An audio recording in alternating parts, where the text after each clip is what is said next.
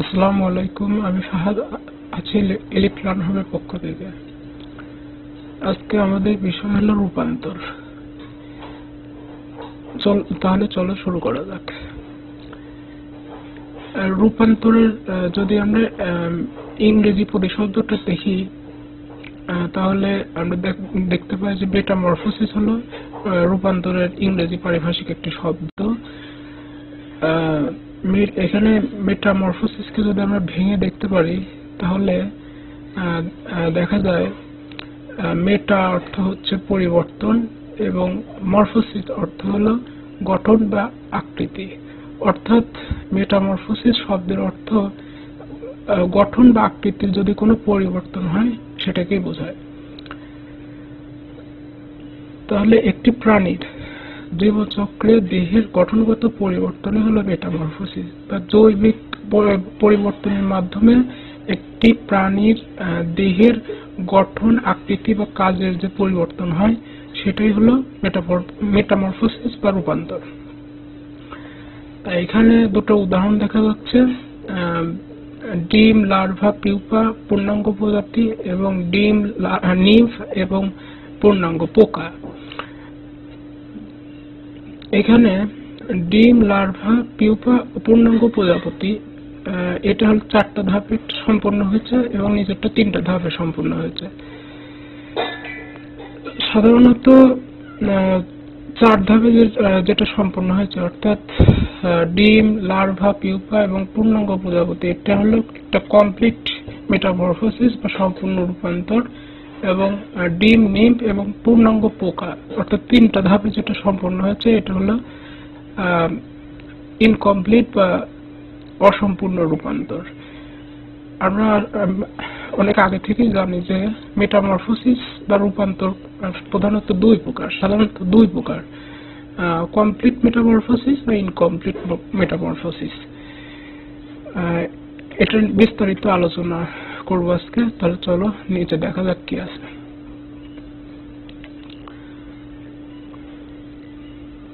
এখানে সম্পূর্ণ রূপান্তর বা কমপ্লিট মেটামরফোসিস নিয়ে একটু আলোচনা করা হয়েছে। এখানে প্রথম সংজ্ঞাটা দেখে নেওয়া যাক। সম্পূর্ণ রূপান্তর এমন এক ধরনের রূপান্তর যেখানে প্রাণীটির জীবনচক্রে 4টি স্পষ্ট ধাপ সম্পন্ন হয়ে থাকে এবং প্রতিটি ধাপে তার আকৃতি একদম পরিবর্তন হয়ে যায়। অর্থাৎ ডান পাশের এই চিত্রে যদি আমরা একটু লক্ষ্য করি, এগ অর্থাৎ ডিম, লার্ভা এবং পিউপা এবং অ্যাডাল্ট, এই 4টা স্পষ্ট ধাপ তাদের জীবনচক্রে দেখা যায়। এখানে প্রথমে পোকা বা কীট যেটাই বলো, সেটা প্রথমে ডিম পারবে এবং ডিম থেকে লার্ভা বের হবে, লার্ভা থেকে পিউপা অবস্থা সৃষ্টি হবে এবং পিউপা থেকে একটা পূর্ণাঙ্গ প্রাণী জন্ম হবে। এখানে প্রজাপতিটা দেখানো হয়েছে। আচ্ছা, এখানে প্রথমে ধাপগুলো দেওয়া আছে: ডিম, লার্ভা, পিউপা এবং পূর্ণাঙ্গ প্রজাপতি। আসলে সম্পূর্ণ রূপান্তর দেখা যায় কোনগুলোতে? সম্পূর্ণ রূপান্তর দেখা যায় আসলে কোন ইনসেক্ট বা পতঙ্গতে আর কি। সেটা কি কোনগুলো? প্রজাপতি, মথ, মশা, বিটল, এগুলোতে সম্পূর্ণ রূপান্তর দেখা যায়। অর্থাৎ এগুলো জীবনচক্রে এই 4টি ধাপ স্পষ্টভাবে দেখতে পাওয়া যায়।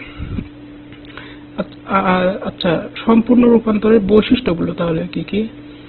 এখানে 6টা বৈশিষ্ট্য বর্ণনা করা হয়েছে। প্রথম বৈশিষ্ট্যটা দেখো, 4টি পৃথক ধাপ থাকে। প্রথম থেকে বলতেছি, সম্পূর্ণ রূপান্তরের ধাপ 4টা: ডিম, লার্ভা, পিউপা এবং প্রাপ্তবয়স্ক একটা প্রাণী, প্রজাপতি যেটাই বলো, প্রাপ্তবয়স্ক প্রাণী। তারপরে দ্বিতীয় বৈশিষ্ট্য দেখা যাচ্ছে, লার্ভা ও প্রাপ্তবয়স্ক পর্যায়ে একে অপরের থেকে সম্পূর্ণ ভিন্ন। এখানে প্রজাপতির যে লার্ভাটা দেখতে পাচ্ছ, এই প্রজাপতি এবং পূর্ণাঙ্গ প্রজাপতি, এটার গঠনগত, আকৃতিগত আচরণে, বাসস্থানের কোথায় বসবাস করবে সেটা সম্পূর্ণ ভিন্নতা রয়েছে। তারপর 3 নম্বর দেখা যাচ্ছে লার্ভা নিজের খাবার খায় এবং দ্রুত বৃদ্ধি পায়। আসলে লার্ভা ডিম ফুটে যখন বের হয় তখন পাতার উপরে থাকে, পাতা খেয়ে এরা জীবনযাপন করে এবং বৃদ্ধিপ্রাপ্ত হয়। কিন্তু লার্ভা কোনো সময় প্রজনন করতে পারে না, অর্থাৎ প্রজননে অক্ষম হয় লার্ভা। এরপর লার্ভার পরে আসে পিউপা দশা। পিউপা অবস্থায় অভ্যন্তরীণ পরিবর্তন ঘটে, বাহ্যিকভাবে কোনো গতি থাকে না।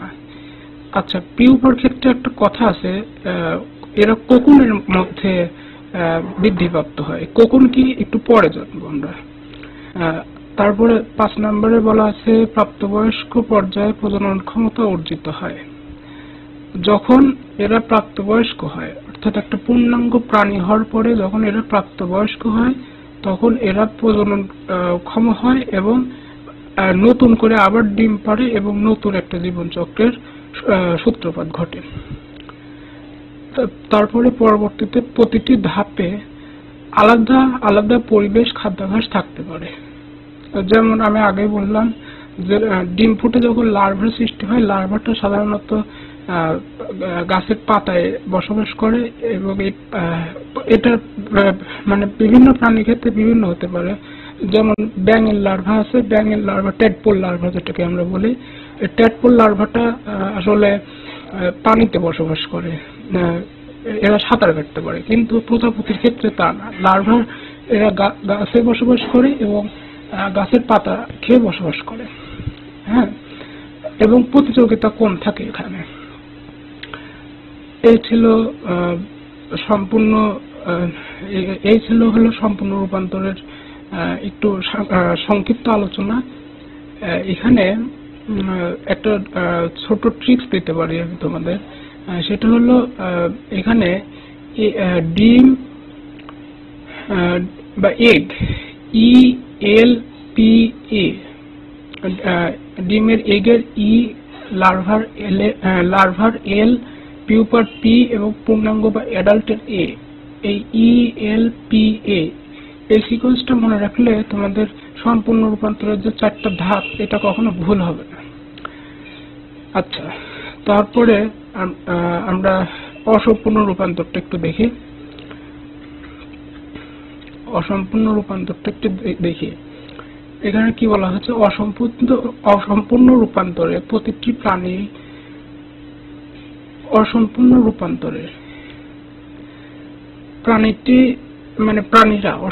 রূপান্তরের প্রাণীরা তিনটি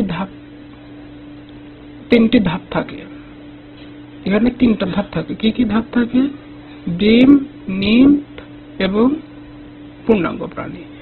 এখানে লার্ভা এবং পিউপা দশাটা অনুপস্থিত থাকে।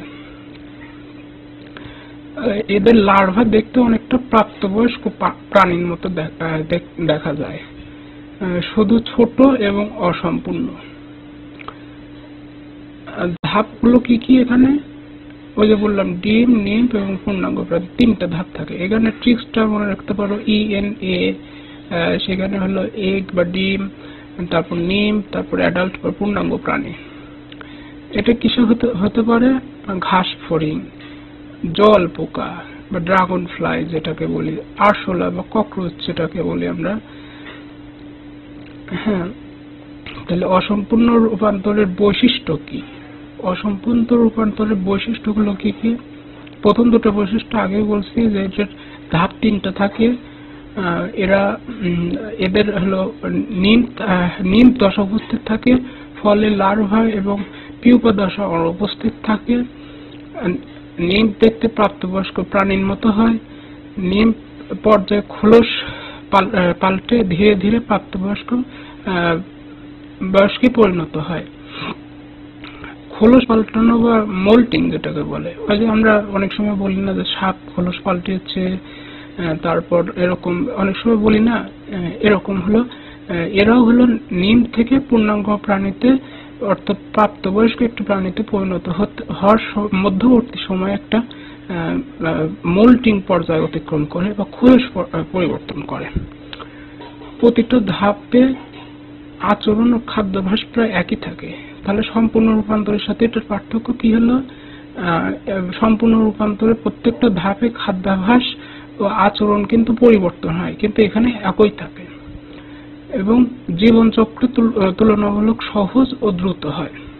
হ্যাঁ, তাহলে এখানে কিন্তু 5 নম্বর পয়েন্টটা একটু সম্পূর্ণ রূপান্তরের সাথে একটু পার্থক্য যেহেতু আলাদা তো থাকবেই, তো এটা কিন্তু একটু আলাদা হবে।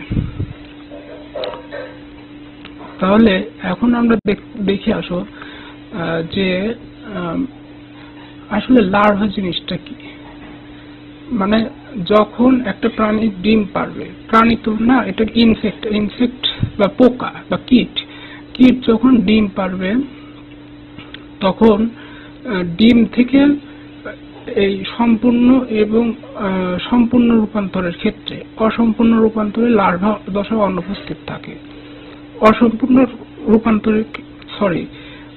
রূপান্তরের ক্ষেত্রে লার্ভা দশা উপস্থিত থাকে এবং অসম্পূর্ণ রূপান্তরের ক্ষেত্রে লার্ভা দশা অনুপস্থিত থাকে। তাহলে লার্ভা দশা থাকে হলো সম্পূর্ণ রূপান্তরে এবং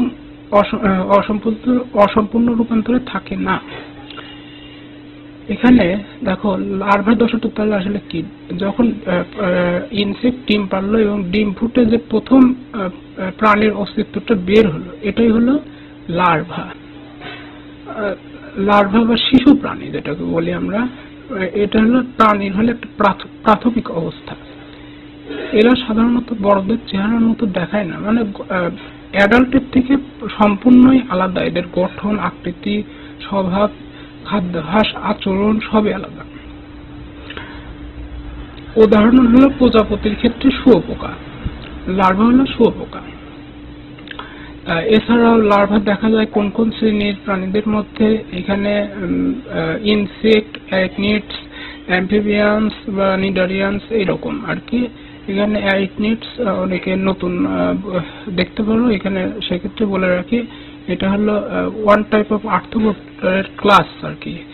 আর্থ্রোপোডের একটা ক্লাস অ্যারাইকনিড। এগুলো সবগুলোই ক্লাস। ইনসেক্ট, অ্যারাইকনিডস, অ্যাম্ফিবিয়ান্স, নিডারিয়ান্স যেটাকে বলি আমরা। হ্যাঁ, তারপরে পরবর্তীতে আমরা দেখব পিউপা। পিউপা বোঝার আগে আমরা উপরে একটা কথা বলছিলাম যে পিউপার থেকে পূর্ণাঙ্গ প্রাণীতে যাওয়ার আগে যে সময়কালটা থাকে, এই সময় একটা পর্যায় অতিক্রম করে, একটা দশা উপস্থিত থাকে। সেটা আমরা ফ্লোচার্টে দেখাই না, কিন্তু এটা উপস্থিত থাকে, যেটাকে কোকুন বলে। এই কোকুনটা কি আসলে? কোকুনটাকে আমরা আসলে দেখিনি আগে। এখানে কোকুন হলো একটি রক্ষা কবচ বা ঘোমটা। এভাবে না পড়ে তুমি বলতে পারো কোকুন হলো একটা ঘর, সংক্ষেপে যেটাকে আমরা বলছি কোকুন হলো সংক্ষেপে সুরক্ষিত একটা ঘর যেটা লার্ভা বানায়। আর পিউপা কি? পিউপা হলো রূপান্তরের একটা ধাপ যেটা ঘরের মধ্যে সম্পন্ন হয়। তাহলে কি নোটটা দেখো, লার্ভা, কোকুনটা কি? বাহ্যিক একটা ঘর, একটা ঘরের মতো আবরণ থাকে এবং পিউপাটা ওই ঘরের মধ্যে রূপান্তর হয় যেন পিউপা ক্ষতিগ্রস্ত না হয় এবং পরবর্তীতে পিউপা থেকে পূর্ণাঙ্গ প্রাণীতে রূপান্তর হয় বা পূর্ণাঙ্গ প্রজাপতি যেটাই বলো। এখন দেখি পিউপারটা আসলে কি। লার্ভা অবস্থার পরবর্তী ধাপ, আমরা যদি ওই ফ্লোটা ফলো করি, লার্ভার পরে কিন্তু পিউপা আসে। ডিম, লার্ভা, তারপর পিউপা। লার্ভা অবস্থার পরবর্তী ধাপ হলো পিউপা। এটা সম্পূর্ণ রূপান্তরের একটা ধাপ। অসম্পূর্ণ রূপান্তরে পিউপা অনুপস্থিত, যেখানে প্রাণীটি একটি আবরণ বা কোকুনের মধ্যে ঢুকে বিশ্রামে থাকে, মানে ওই কোকুনের মধ্যে ওরা বৃদ্ধিপ্রাপ্ত হয়। কোকুনের কাজটা কি, ওরা যেন বৃদ্ধিপ্রাপ্ত হওয়ার সময় দৈহিকভাবে কোনো ক্ষতির সম্মুখীন না হয়, ক্ষতিগ্রস্ত না হয়, সেজন্য রক্ষা কবচ, ওই জন্য বলা হয়েছে রক্ষা কবচ বা একটা ঘণ্টা হিসেবে কাজ করে। এই ধাপে প্রতিটি পূর্ণাঙ্গ রূপান্তরিত হয়। এই ধাপে প্রাণীটি পূর্ণাঙ্গ একটা রূপে রূপান্তরিত হয়। তার মানে কি,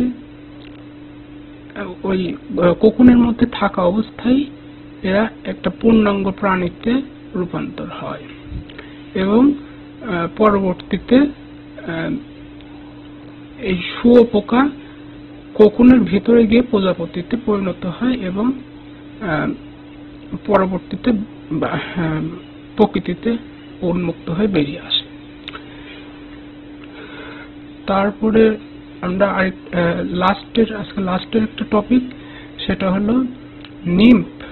নিম্ফ কি? নিম্ফ হলো কিছু অমেরুদণ্ডী প্রাণী, যেমন পোকামাকড় বা ইনসেক্ট আমরা যেটাকে বলি, একটি অপরিণত অবস্থা যা ডিম থেকে বের হওয়ার পরে দেখা যায়। মানে নিম্ফ কখন উপস্থিত, মানে এই নিম্ফ দশাটা কখন থাকে? অসম্পূর্ণ রূপান্তরের ক্ষেত্রে।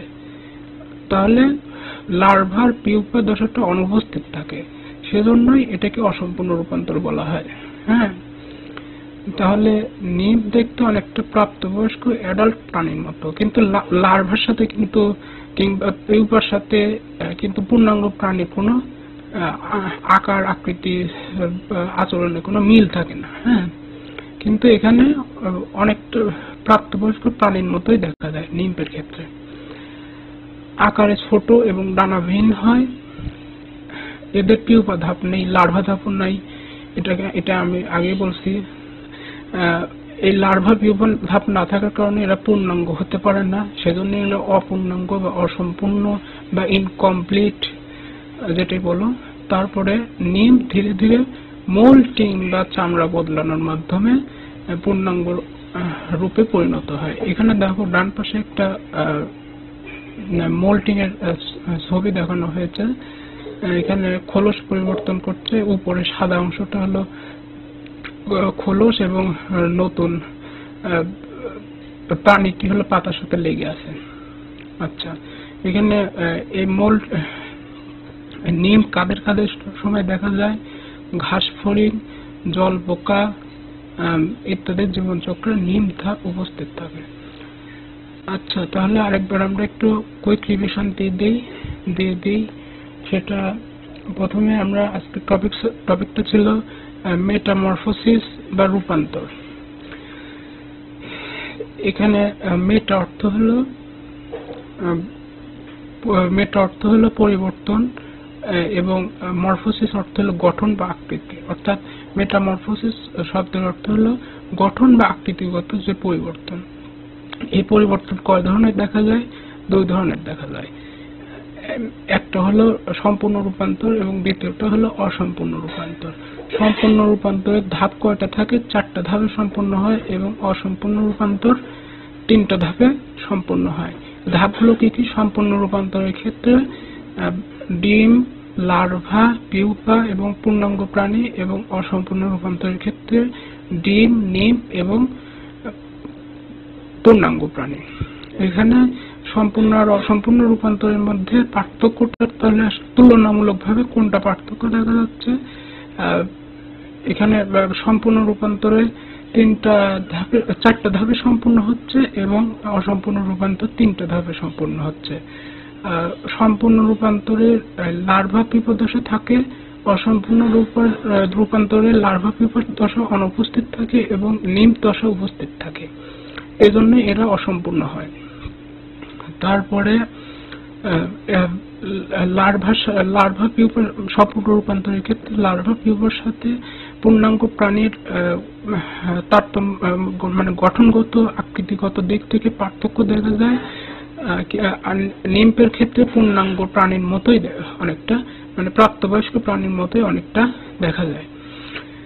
হ্যাঁ, তারপরে এই সম্পূর্ণ রূপান্তর ঘটে কোন কোন প্রাণীর ক্ষেত্রে? সম্পূর্ণ রূপান্তরের ক্ষেত্রে প্রাণীগুলো হলো তোমার ব্যাঙ, তারপর প্রজাপতি, এইগুলো। আর অসম্পূর্ণ রূপান্তরের ক্ষেত্রে কোন কোন প্রাণীর ক্ষেত্রে ঘটে? ঘাস ফড়িং, জল পোকা, এগুলোর ক্ষেত্রে। আচ্ছা, তাহলে আজকে এ পর্যন্তই। আবার দেখা হবে পরবর্তী ক্লাসে। ততক্ষণ পর্যন্ত সবাই সুস্থ থাকবে, ভালো থাকবে, আমার জন্য দোয়া করবে। আসসালামু আলাইকুম।